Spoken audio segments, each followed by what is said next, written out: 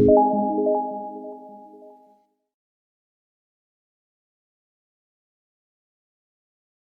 there, welcome to the DataDistillr documentation series. In this episode, we'll be writing a query utilizing a few JS functions. In this example, we'll write a query that shows us the nearest airports within 1 degree of latitude and longitude within a US urban area. Let's get started. I'm assuming you already have a DataDistillr account and I've created a project page for your query. The first thing we'll do is connect our datasets by going to the Data Sources tab. Simply drop your files into the gray area or upload it manually. Once they've been uploaded, we'll click the query button on your project widget to get started. To ensure that your database has been connected, hover over to the user workspace in the bottom left of the Data Sources tab.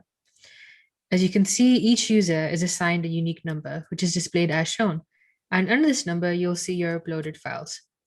If you hover over to the dataset, you'll be able to see how many rows and columns are in this dataset. You can even view the tables, fields, and columns to see what data types exist within this dataset.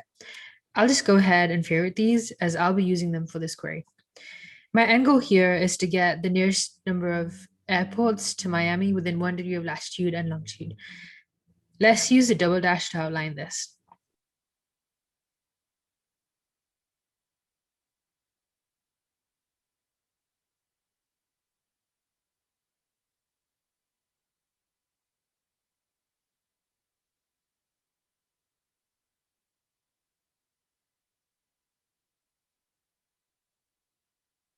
I'll use a with clause that will allow me to give a subquery block a name that can be referenced in several places within the main SQL query. The intelligent autocomplete assists in code completion.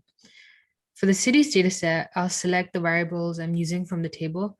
Note that the lat and long are in the varchar format, so I'll use the cast function to cache them into float. I'll also use the round function to round the lat and long into 2 digits. I'll then specify that I'm pulling these columns from the cities dataset. I use the type and extract header functions to retrieve the column headers from the table. Let's do the same for the airports database. For the main query, I've used the stPoint function to convert the lat and long to return points within the given x and y coordinate values for both the airports and cities coordinates. I call other variables that will also be used within this main query. To get the nearest airports within Miami, I'll close this as a subquery and use the std within to return the airports that are within the specified distance in degree. I'll also use the where clause to filter my results by type of airport, country, and state. And then I'll use the group by clause to refine my results. And there we go. We have the 3 nearest airports to Miami. You can rename the query tab to remind yourself of this query.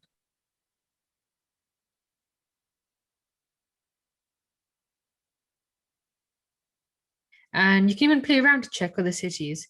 Let's try it with Columbus, Ohio.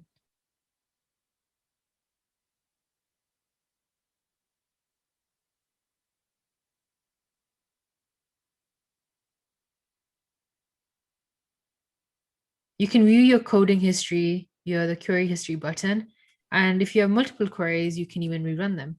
You can even clear individual queries here or just purge all history.